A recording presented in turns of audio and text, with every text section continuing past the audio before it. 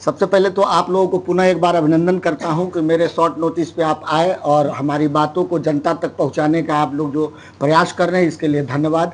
हमारे बगल में बैठे हुए साथी हैं हमारे, जब से मैं राजनीति शुरू किया हूं इनसे मुलाकात हुई है और उसके बाद इनके मार्गदर्शन में बहुत कुछ मुझे सीखने का मौका मिला है और भीगते हुए बारिश में ये इस प्रेस कॉन्फ्रेंस में शामिल होने आए हैं। एक बार जोरदार स्वागत करता हूं अपने गार्जियन दीपू सर को।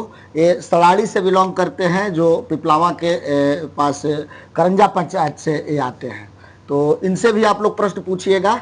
और आपका जो प्रश्न है कि जनता गायब हो गई, आपको नहीं लगता कि जनता गायब हो गई? जनता का जो प्रश्न है उसके मन में 5 साल आप घूमते होंगे तो देखे होंगे कि कभी अपनी स्वास्थ्य सुविधाओं के लिए, अपनी शिक्षा स्वास्थ्य के लिए, अपने खेल कूद के लिए, अपनी नौकरी के लिए, अपने ब्लॉक में भ्रष्टाचार के लिए वो कितने लड़ता हुआ दिख रहा था। पिछले बार जब सर्वे शुरू हुआ फिर सरकारों ने अपनी नीतियों को कैसे बदलते रहा और जनता कितनी तड़पती रही, इन सब चीज़ें आज के टाइम में आपको दिख रहा है किसी प्रत्याशी के जरिए उसका निवारण करने के लिए बात किया जाना। तो हो क्या रहा है कि लोकतंत्र में इस चुनाव को हाईजेक कर लिया गया है। वो कैसे समझ लीजिए। पहला हाईजेक हो रहा है कि जो बड़ी बड़ी दलें हैं वो अपने सुविधा अनुसार, अब सुविधा को आप भी समझ रहे हैं, बताने की जरूरत नहीं है, वो कैंडिडेट को चयन कर रहे हैं जो विनिबिलिटी रखते हैं, जो जीतने की क्षमता रखते हैं, जिसका अनुपम उदाहरण है कि 2005 ईस्वी के बाद से भाजपा ने अपना कोई कैंडिडेट लड़ाया ही नहीं। तो उसको पता है कि 2020 का जो हश्र है उससे बाहर निकलने के लिए एक दूसरे दल के नेता को ले आया। अब उधर से देखिए जो निर्दलीय लड़ रहे थे उसको कांग्रेस ने ला के रख दिया, और कांग्रेस में बड़े बड़े लीडर थे, उनको छांट के फिर उन्हीं को दिया गया। यहाँ हो क्या रहा है कि पहले ऊपर से ही चुनाव का हाईजेक कर लिया गया, प्रतिनिधि 2 ही रहेंगे। अब आप नीचे आइए, ये 2 लोग आए और 2 लोग के साथ हजार हजार समर्थक वर्ग है जो इनको जिताइए, सिर्फ वोट क्या मांग रहे हैं कि एक बार हमें बना दीजिए। वो कभी कह रहे हैं कि विक्रम के जो आम जन की समस्याएं हैं, उनके मुद्दों हैं, उसको निवारण करने के लिए 5 साल में सदन और सड़क तक लड़ाई रखूंगा। तो आम जनता जो है वो, उसके पास अशिक्षा है, उसके पास गरीबी है, उसके पास लाचारी है, उसके पास राजनीतिक समझ नहीं है। आप एक उस उपमा के जरिए समझा देता हूं। अगर आप बीमार होते हैं तो आप खुद इलाज घर में नहीं करते हैं, कोई बढ़िया डॉक्टर के पास जाते हैं। आप अगर केस में फंसते हैं तो बढ़िया वकील के पास जाते हैं।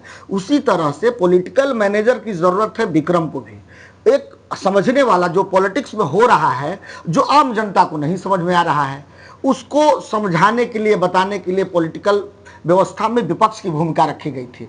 और पक्ष और विपक्ष विक्रम का क्या है तो समझ लीजिए। तो विक्रम की जनता के मुद्दे को गौन कर दिया गया है। जो 2000 लोग इधर से और 2000 उधर से वो भोंपू बजा रहे हैं कि इनको जिता दीजिए, उनको हरा दीजिए, और जनता के मुद्दे को गौन कर दिया गया है। आप और हमको मिलकर जनता के मुद्दों को रखना पड़ेगा। देखिए, मेरा मुख्य सवाल यहाँ पे ये, अभी आपने कहा कि कांग्रेस ने जो पहले से जुड़े उनको टिकट नहीं दिया गया, बीजेपी भी जो पहले से जुड़े उनको टिकट नहीं दिया। तो सबसे पहले जो नया पार्टी आया जन स्वराज, अब जुड़े हुए भी है, तो जन स्वराज भी तो यही किया। जन स्वराज के लिए शुरू से काम किए, झंडा धोए, मेहनत किए, हर मीटिंग में विक्रम विधानसभा के लोगों को ले गए, जागरूक किए, और आपको टिकट न दे के मंटू शर्मा को टिकट दे दिया गया रातों रात में। ये प्रश्न हमसे नहीं, जन स्वराज के संस्थापक प्रशांत किशोर से पूछिए, उदय सिंह जी से पूछिए, मनोज भारती जी से पूछिए। जैसे अगर आप किसी के यहाँ, मैं मजदूरी करने गया और शाम को आप मुझे वेतन नहीं दिए, मेरा पारिश्रमिक नहीं दिए, तो मैं कहाँ दोषी हूँ? ये समझना पार्टी का काम था। मगर एक बात जरूर कहूँगा कि राजनीति में मुझे समझबूझ की जो डेवलपमेंट हुई है वो जन स्वराज से हुई है, और जो मैं पीसी कर रहा हूँ 2 साल पहले करने में सक्षम नहीं था। प्रसाद जी के सानिध्य में रख के बहुत सीखने का मौका मिला। वो मुझे इस बार टिकट नहीं दिए, हो सकता है कुछ बड़ा चीज़ सोच रहे होंगे। मैं कतिपय दुखी नहीं हूँ, वो क्योंकि आप जिस स्तर का सोचते हैं उस स्तर से कई 1000 गुना ज़्यादा प्रशांत जी सोचने वाले व्यक्ति हैं, तो उनका कुछ सोच दूसरा रहा होगा। एक सवाल है, जन स्वराज के लिए जिस तरह से समर्पित कार्यकर्ता के रूप में आपने विक्रम में पहचान बनाया था, वो समर्पित भावना क्या अभी भी है आपके पास जन स्वराज के लिए? देखिए, अभी तक नहीं बोला हूं, अभी आपके कैमरे में बता देता हूं। पार्टी कुछ चीज़ों को गलत की है। हमें टिकट दिया नहीं दिया ये कुछ मलाल का विषय नहीं है। विषय ये है कि अगर टिकट उनको देना था तो उन्हें दे देते और मुझे बुलाते उन्हीं के सामने। या बाद में भी मैं अभी तक वेट कर रहा था, इसीलिए कभी प्रेस या अपने सोशल अकाउंट से कभी कोई बात का उद्भेदन नहीं किया। वो मुझे बुलाते कहते कि इस बार आप उतने सक्षम नहीं, एक सक्षम व्यक्ति को लाया हूं, इनको लड़ा रहा हूं, आप इनको मदद करें। मुझे आज तक कोई जन स्वराज के पार्टी के तरफ से, जन स्वराज के जेएसपीटी के तरफ से कोई भी फोन कॉल्स, बुलावा कुछ नहीं हुआ। तो मैं निष्क्रिय तौर पे घर पे बैठा हूं और बगैर बुलाए तो शंकर भगवान भी अपनी पत्नी को बोले थे कि कहीं नहीं जाना चाहिए। बस तो मेरा क्या यही। जन स्वराज आपके साथ छलबाजी किया था? जब फोन करके बुलाया नहीं, आपसे मिलने नहीं आया, तो क्या जन स्वराज आपके साथ छलबाजी की? अब जन स्वराज मुझसे क्या किया ये जनता समझ रही है, और मैं अपनी भावनाओं को जनता पे छोड़ देता हूं। जनता समझ रही है बखूबी चीजों को कि कथनी और करनी में बेहद अंतर है। एक सवाल और है, जिस तरह से आप तमाम यहाँ के जो विधायक प्रत्याशी उनके कह रहे हैं कि सारे मुद्दे विहीन हैं, उसमें क्या जन स्वराज के भी प्रत्याशी आते हैं? ये वाला मेरा चिट्ठी उनको भी कृपया सौंपिएगा और पूछ लीजिएगा क्या ब्लूप्रिंट है। सिर्फ ये कहने से थोड़ी कि हमारा भगाओ खदेड़ो, विक्रम लाओ, विक्रम का बेटा है। बगैर मुद्दा के राजनीति उसी तरह है जिस तरह से स्त्री बगैर साड़ी की है। देखिए, तो इस पे बड़ा सवाल है, जैसे मंटू शर्मा उठा रहे कि विक्रम विधानसभा का हम बेटा है। शायद आपको अगर टिकट मिल जाता है या मंटू शर्मा को भी टिकट मिला है और जीतने के बाद हो सकता है कि वो गांव विक्रम विधानसभा से अलग हो जाए, तो फिर तो उनके लिए भी विक्रम विधानसभा का बेटा नहीं रहेंगे। तो ये क्या चुनाव के टाइम ये सवाल उठाना सही है या गलत है? इसी बात को तो पहले प्रश्न जवाब दे दिया मैंने। हाँ। जब तक आप लोगों से जुड़ेंगे नहीं हृदय के तल पे, जब तक आप लोगों के मुद्दों को लगेगा लोगों को नहीं कि हमारी आवाज जो मैं नहीं बोल पा रहा हूं हमारा नेता रिप्रेजेंट कर रहा है, तब तक आपका जनता से जुड़ाव नहीं होगा। एक जुड़ाव का माध्यम है लोगों के यहाँ जाना, शादी ब्याह, मरनी जीनी, खाने पीने का प्रयोजन करना, वो जुड़ाव का एक माध्यम है। मगर उस जुड़ाव से राजनीतिक चीज़ों को बड़ा कर लेना ये संभव नहीं है। जो 25 साल से राजनीति कर रहा हो व्यक्ति, उस व्यक्ति के पास 5 सबल कार्यकर्ता नहीं हो, तो मैं तो मानता हूँ धिक्कार है ऐसे जिंदगी पे। और कृपया इसके बाद दीपू सर से आप क्वेश्चन करें, सेकेंड राउंड में फिर पूछ लीजिए। एनडीए के राज में बिहार का विकास हुआ? इसका नमूना विक्रम सबसे अव्वल है। विक्रम को छोड़ दें, बिहार का विकास हुआ? विकास के पैमाना को अगर समझिएगा कि विकास का पैमाना क्या है, अगर फ्लाईओवर, टनल्स, रोड, एयरपोर्ट, बड़े बड़े बिल्डिंगें और इन तरह का इंफ्रास्ट्रक्चर का विकास कर देना अगर विकास है, तो मैं नहीं मानता। मैं मानता हूँ समाज के उन गरीब लोगों को जो मुख्य धारा में नहीं जुड़े हैं वो शिक्षा के माध्यम से जुड़ सकते हैं।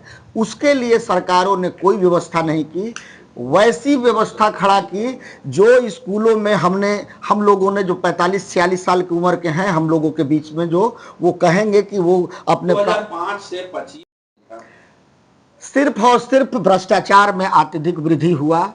सिर्फ और सिर्फ बड़े बड़े नेताओं के बड़े बड़े 1000-2000 करोड़ अमेरिका से लेके, ऑस्ट्रेलिया से लेके, दुबई से लेके भारत के हर एक शहरों में बड़े बड़े प्लॉट अपार्टमेंट्स बन गए और बिहार की जनता और गरीब होती गई, उसकी सुविधाएं छीन ली गई, उसकी स्वास्थ्य सुविधाएं, शिक्षा। 2005 के पहले के काल को जंगल राज कहा जाता है, कितना समय था? देखिए, मीडिया परसेप्शंस को भी कुछ चीजें बड़ा करके बना देती है। जंगल राज का कोई बढ़िया सा उदाहरण कोई अगर बता दे मुझे कि जंगल राज का उदाहरण क्या होता है, मैं जो प्रश्न करता हूँ उसी से प्रश्न करता हूँ कि आप 2 लाइन में मुझे बता दें कि जंगल लाल को किस तरह से उद्धृत किया जाएगा। अगर आप जंगल राज को सिर्फ सिंबॉलिक कहते हैं और जंगल राज की परिभाषा को नहीं परिभाषित करते हैं तो बेमानी हो जाएगा। जंगल राज आप क्यों कहते हैं? उस समय अपहरण होता था, उस समय हत्याएं होती थी, उस समय लूट होता था, उस समय कानून का बहुत बेहतर राज नहीं था, उस समय छोटे कुर्ता पैजामा पहन के थाना ब्लॉक बीडीओ को कोई भी जाके नेता गलिया देता था, विधायक किसी भी एसपी को डरा धमका देता था, डीएम साहब का मर्डर हो जाता था। इसको आप जंगल राज कर रहे हैं। तो आज के परिवेश में कहाँ मंगल राज है भाई साहब? आज ही तो आपके एक दुलारसन यादव जो आरजेडी के बड़े नेता हुआ करते थे और जो उनको लगता है कि जन स्वराज ने टिकट दिया था, आज उनकी हत्या हो गई। अभी बताइए, अभी सेंट्रल फोर्सेज आई हुई है, बिहार सरकार की अलग से फोर्सेज लगी हुई है और अतिरिक्त बॉडीगार्ड दिया जाता है हमारे जो भी चुनाव लड़ते हैं उनके रहते अगर हत्या हो जा रही है तो इसको मंगल राज कहते हैं तो भाई सिलेक्टिव ये हो सरकार सकता है। दावा करती है कि अपराध होता है और तुरंत हम अपराधी को पकड़ लेते हैं, अपराध पर नियंत्रण है, जो 5 के पहले ऐसा नहीं होता है। इस फिगर को कौन बताएगा? ये तो आप सेलेक्टिव तौर पे कह रहे हैं ना, अपने हिसाब में आप जी रहे हैं। उस समय कोई अपराधी नहीं जेल गया था क्या? उस समय कोई भी हत्यारा जेल नहीं गया था? कोई भी इनकाउंटर नहीं हुआ था क्या? ये तो सेलेक्टिव बातें हैं। आप ललन सिंह का बयान को देखिए जो हताशा बताता है। ललन सिंह एक बार क्या बोले थे कि अगर हम और आप बैठे हुए हैं और आपको कोई गोली मार दे, इसमें प्रशासन क्या क्या दिक्कत है? भाई ये कैसा लॉजिकल बात बोल रहे हैं भैया? अगर ऐसी व्यवस्था आपने नहीं बना के रखी है कि लोग आदमी स्वतंत्र तरीके से घूम सके, बैठ सके, 2-4 आदमी यहाँ बात कर सके बगैर गनर के, मैं यहाँ जनता के मुद्दे को उठा रहा हूं, कोई आके मुझे गोली मार दे, ये प्रशासन का काम है मुझे जनता को सुरक्षा व्यवस्था कराना। इसमें हमारा कहाँ कमी है? जिस क्षेत्र में आप हैं, नक्सलवाद से लोग काफी प्रभावित था, ये मानते हैं कि नक्सलवाद पर अंकुश लगा है? देखिए, काल चक्र है। काल चक्र में चीजें जो एक बार बीत जाती है पुनः रिपीट नहीं होती है। कोई भी सत्ता में आ जाए, नरसंहार अब नहीं होगा। अब तो नरसंहार का दूसरा रूप आ गया है। अगर आपको समाप्त करना है तो आपको मेंटल लेवल पे समाप्त किया जा रहा है, आपके चरित्र को हनन कर दिया जा रहा है, आपको डिमोरलाइज कर दिया जा रहा है। आप वही खत्म हो गए, मर्डर करने की क्या जरूरत है? पहले ऐसा नहीं था। पहले सामने वाला सामने से लड़ता था, उसको गोली वो मार दिया, ये वो मार दिया। मगर अभी क्या है, आपके डिजिटल युग में आपका एक वीडियो बना लिया जाएगा, किसी भी तरह से सोशल साइट से निकाल लिया जाएगा, फेक बना दिया जाएगा और एंड टाइम पे उसको रिप्रेजेंट कर दिया जाएगा। आपकी चरित्र हत्या हो गई, हत्या करने की क्या जरूरत है? मंत्री ने दावा किया है कि 2026 मार्च में हम नक्सलवाद पूरे देश से समाप्त कर देंगे, आपको लगता है? देखिए, अब उनका दावा क्या है, अब इतने बड़े लीडर तो हम नहीं हैं। नक्सलवाद तो अभी लगभग सुसुप्ता अवस्था में भी है। थोड़ा बहुत छत्तीसगढ़ के इलाके में और आंध्र प्रदेश के इलाके में सघन जंगल में उनकी कुछ बची प्रजातियां हैं और वो उनको राशन कहाँ से मिलता था, उनको दाना पानी कहाँ से मिलता था? उनको मिलता था आम पब्लिक से। जो आम पब्लिक अपनी दैनिक सुविधाओं के लिए प्रशासन से, उस क्षेत्र के दबंग लोगों से त्रस्त था, तो वो उसका सहारा लेकर आगे बढ़ रहा था। अब तो कहीं दिक्कत है नहीं भाई। छत्तीसगढ़ में उन्होंने कहा कि हमारा अब शासन आ गया है, पूर्ण रूपेण हम कंट्रोल कर रहे हैं।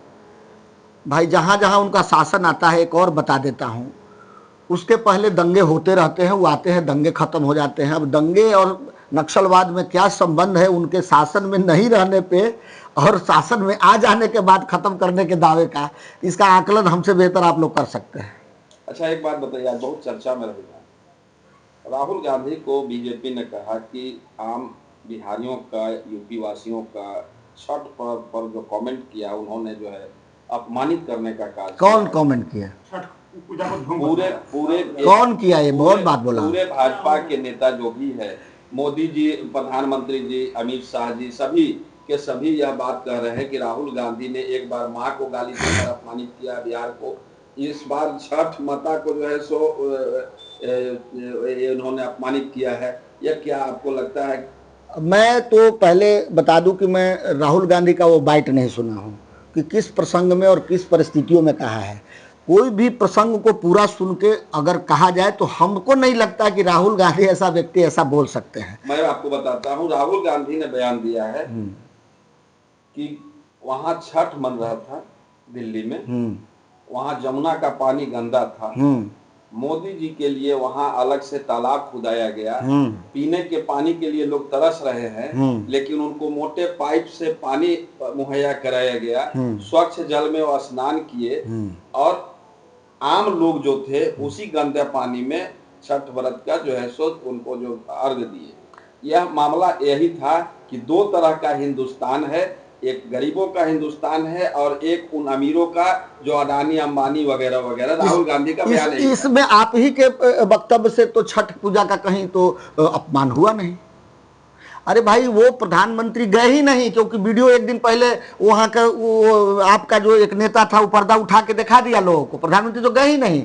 वो एक आर्टिफिशियल तालाब बनाया गया जस्ट जमुना के सटे हुए, उसमें एकदम गंगा का स्वच्छ पानी उसमें पीने वाला डाला गया और ऐसा बना के प्रतीत कराने का प्रयास किया जा रहा था कि गंगा जी में प्रधानमंत्री जी जमुना जी में स्नान किए और कुल्ला से पानी पिए। ये नौटंकी का ढोंग वहां पे किया जा रहा था। उससे पहले पर्दाफाश प्रधानमंत्री जो गए नहीं, कार्यक्रम रद्द हो गया था। तो क्या लगता है कि अपमान किया राहुल गांधी? राहुल जी कहीं छठ का तो नाम ही नहीं लिया भाई, वो ढोंग की बात कर रहे हैं कि आप छठ के नाम पे ढोंग क्यों कर रहे हैं। जो ढोंग कर रहा है उसका अपमान आप नहीं मान रहे हैं, जो ढोंग कर रहा है वो ना अपमानित है। अच्छा, एक बात बताइए, एक नई परिपाटी हुई है हिंदुस्तान में, आम जनता की समस्या गौण होकर, चाहे वह महागठबंधन हो या एनडीए, एक दूसरे पर वार करना, व्यक्तिगत वार करना, यह राजनीति में कहां तक लोकतांत्रिक व्यवस्था में उचित है? इसी प्रश्न से जुड़े हुए चीज़ों को बता देता हूं। आप 2014 के पहले देखिए कि कैसे इन चीज़ों को, मुद्दों को हरण किया जा रहा है। थोड़ा 2 मिनट बताऊंगा।